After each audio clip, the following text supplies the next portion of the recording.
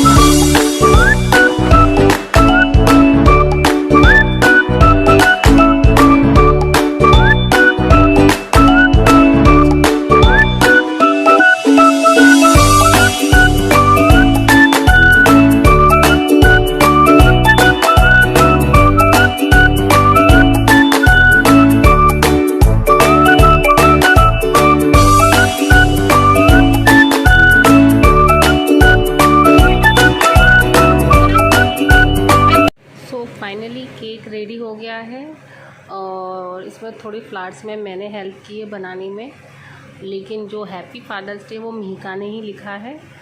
तो आप मुझे कमेंट बॉक्स में बताना कि हम दोनों का, माँ बेटी का मिला हुआ ये केक कैसा लगा आपको।